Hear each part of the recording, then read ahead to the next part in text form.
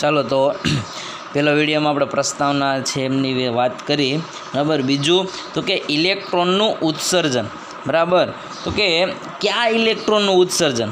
તો આપણને ખબર છે કે વાહક ધાતુઓ જે છે કે જેમની વાહકતા વધારે છે એ તો કે મુક્ત ઇલેક્ટ્રોન ધરાવે છે, જે તેમની વાહકતા માટે જવાબદાર છે। જેમ ઇલેક્ટ્રોન મુક્ત ઇલેક્ટ્રોન વધારે એવી રીતે એ ધાતુની વાહકતા છે એ વધારે બરાબર। હવે તો કે ધારો કે આ ધાતુ છે બરાબર વાહક, એની અંદર તો કે મુક્ત ઇલેક્ટ્રોન છે એ રહેલા હોય છે। સહસંયોજક બનતો છે જ હોલ સાથે બરાબર। આ ઉપરાંત કે જે વાહકતા માટે જવાબદાર છે એ મુક્ત ઇલેક્ટ્રોન બરાબર। તો કે આ ઇલેક્ટ્રોન છે એ ધાતુની સપાટી પરથી બહાર નીકળી નથી જતા બરાબર। આ ઇલેક્ટ્રોન છે એ તો કે આ ધાતુની સપાટી છે એની બાઉન્ડ્રી છે, એમની સીમા છે, એમની અંદર જ ગતિ કરે છે, એ બહાર છટકી શકતા નથી। બહાર છટકી શકતા એટલે કે પોતાની મેળે પોતાની જાતે અહીંયાથી બહાર કે કોઈ પણ સપાટીથી બહાર જઈ શકતા નથી બરાબર। જો બહાર નીકળવાનો પ્રયત્ન કરે તો ધાતુના ધન વિદ્યુતભાર તેમને અંદરની તરફ આકર્ષી રાખે। એટલે કે જો આ ઇલેક્ટ્રોન છે બહાર જવાની કોશિશ કરે તો એની બાજુ રહેલો ધન વિદ્યુતભાર એ તેમને આકર્ષી રાખે અને ધાતુની બહાર છે એ જવા દેતો નથી। આમ આવા આકર્ષી બળને લીધે ઇલેક્ટ્રોન છે એ ધાતુની બહાર નીકળી શકતા નથી। આ ધાતુ છે, આ ધાતુની સપાટી એમની બહાર છે એ ઇલેક્ટ્રોન નીકળી શકતા નથી। હવે તો કે શું તો કૃત્રિમ રીતે આપણે આ ઇલેક્ટ્રોનને બહાર કાઢી શકીએ? કોઈ એવું બળ છે કે જે આપવાથી આ ઇલેક્ટ્રોન બહાર નીકળી શકે ખરા બરાબર? તો એના વિશે આપણે આગળ જોઈએ। તો જો ઇલેક્ટ્રોન છે એને તો કે ધાતુની સપાટી ઓળંગાવવા માટે, એટલે કે ઇલેક્ટ્રોન છે એ ધાતુની સપાટીને ઓળંગી જાય બરાબર, એના માટે તો કે એને થોડીક ઉર્જા આપીએ, એટલે કે ઓળંગી શકે તેટલી ઉર્જા જો મળે તો તે બહાર નીકળી શકે છે। એટલે કે આ ઇલેક્ટ્રોનને જો લઘુત્તમ ઉર્જા કે જે આ ઇલેક્ટ્રોન અહીંયાથી અહીંયા બહાર જઈ શકે એટલા સક્ષમ બને એટલી ઉર્જા જો આપવામાં આવે તો આ ઇલેક્ટ્રોન છે અહીંયાથી અહીંયા બહાર નીકળી શકે।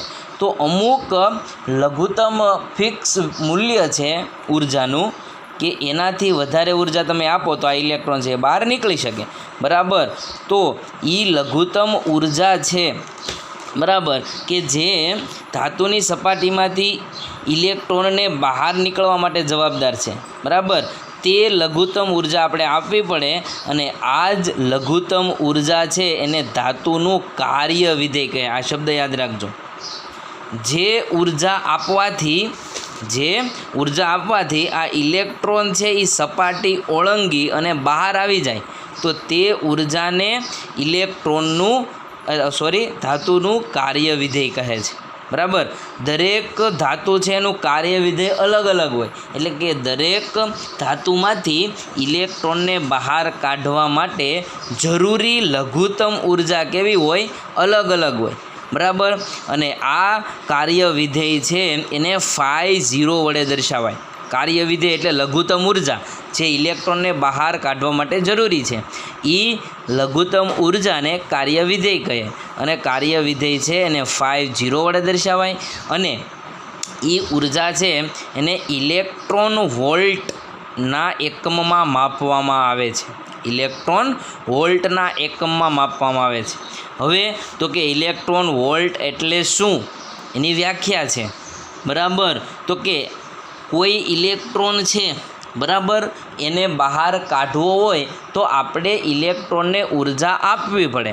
એનો મતલબ એવો થયો કે ઇલેક્ટ્રોનને ઉર્જા મળી, બહારથી ઉર્જા તમે આપો છો અને ઇલેક્ટ્રોન એ ઉર્જાનો સ્વીકાર કરે છે એટલે કે ઉર્જા ઇલેક્ટ્રોનને મળે છે બરાબર।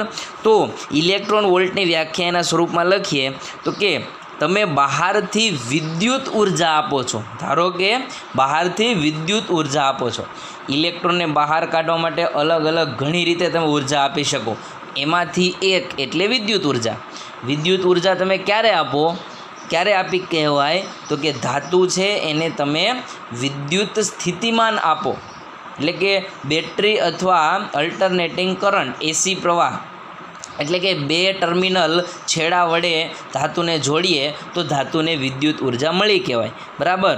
તો એવા 1 વોલ્ટના વિદ્યુત સ્થિતિમાનના તફાવત વડે એટલે કે 1 વોલ્ટનો વિદ્યુત સ્થિતિમાનનો તફાવત તમે ધાતુને આપો ત્યારે ઇલેક્ટ્રોનને જે ઉર્જા મળે તેને 1 ઇલેક્ટ્રોન વોલ્ટ કહેવાય. એટલે કે 1 વોલ્ટના વિદ્યુત સ્થિતિમાનના તફાવત વડે ઇલેક્ટ્રોને મેળવેલી ઉર્જાને 1 ઇલેક્ટ્રોન વોલ્ટ કહે છે. અને આ 1 ઇલેક્ટ્રોન વોલ્ટ ઉર્જા કેટલી હશે તો એનું મૂલ્ય છે 1 ઇલેક્ટ્રોન વોલ્ટ બરાબર 1.602. એટલે કે તમે અહીંયા 1.6 પણ લખી શકો, પણ આ પરફેક્ટ મૂલ્ય છે. 1.6 લખો તો પણ ચાલે. 1.6 ગુણ્યા 10⁻⁻19 જૂલ, આ એકમ છે એ જૂલ છે. આટલી ઉર્જા 1 ઇલેક્ટ્રોનની હશે. રેડી? તો આ 1 ઇલેક્ટ્રોનની ઉર્જા એટલે કે 1 ઇલેક્ટ્રો વોલ્ટ એટલે શું તે એમની વ્યાખ્યા અને કાર્યવિધેયની વ્યાખ્યા આની અંદર છે, બરાબર.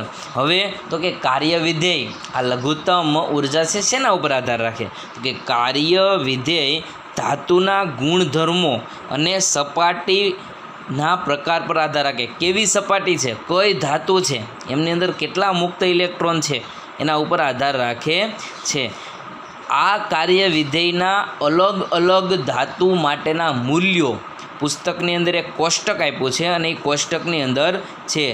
અલગ અલગ ધાતુ માટે અલગ અલગ મૂલ્યો છે એ કોષ્ટકમાં છે, જોઈ લેજો. બધા યાદ રાખવાની જરૂર નથી, બધા યાદ રાખો તો વધારે સારું, તમારા ઉપર છે.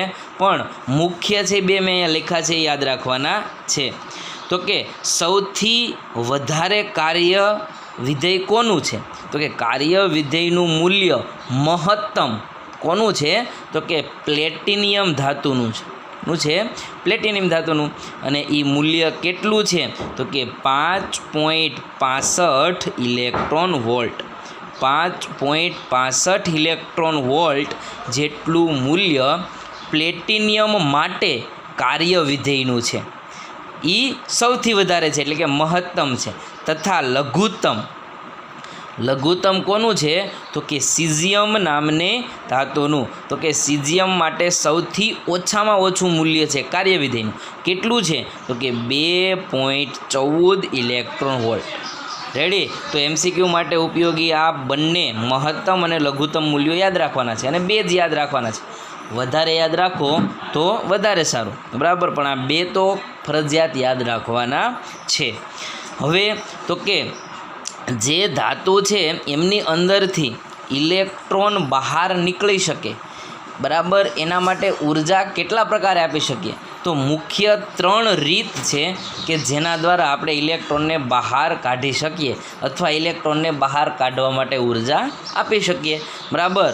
તો આવી 3 પ્રક્રિયા છે. એ 3 પ્રક્રિયામાંથી કોઈ પણ એક પ્રક્રિયા વડે આપણે ઇલેક્ટ્રોન છે એમને ઉત્સર્જિત કરી શકીએ. રેડી? સૌ પ્રથમ તાપીય ઉત્સર્જન એટલે કે તાપીય છે એટલે કે થર્મિઓનિક. તાપીયને થર્મિઓનિક પણ કહેવાય. તો આ તાપીય ઉત્સર્જનની અંદર શું તો કે ધાતુને યોગ્ય રીતે ગરમ કરીને ઇલેક્ટ્રોનને પૂરતી તાપીય ઉર્જા આપી શકાય કે જેથી તેઓ ધાતુમાંથી બહાર નીકળી શકે. આ જે ધાતુની અંદરના ઇલેક્ટ્રોન છે, બરાબર, એમને તો કે આ ધાતુ એમને બહાર કાઢવા માટે આ ધાતુ છે એમને ગરમ કરવી પડે. આ ધાતુને તમે યોગ્ય તાપમાને, બધી ધાતુ માટે અલગ અલગ તાપમાન હોય, પણ આ ફિક્સ તાપમાને તમે ગરમ કરો તો આ ઇલેક્ટ્રોન છે એમનું ઉત્સર્જન બહારની બાજુ કરી શકાય, બરાબર. તો આ પ્રક્રિયા છે એને તાપીય ઉત્સર્જન કહે, બરાબર. તાપીય ઉત્સર્જન કોને કહે છે અથવા એમસીક્યુની અંદર આખી વ્યાખ્યા હોય અને ખાલી જગ્યા હોય તો એની અંદર તાપીય ઉર્જા છે એમની વ્યાખ્યા પૂછાઈ શકે.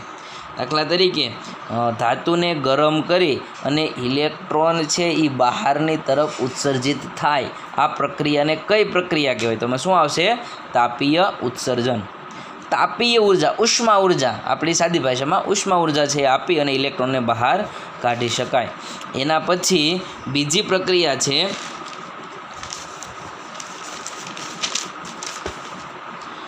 ક્ષેત્રીય ઉત્સર્જન.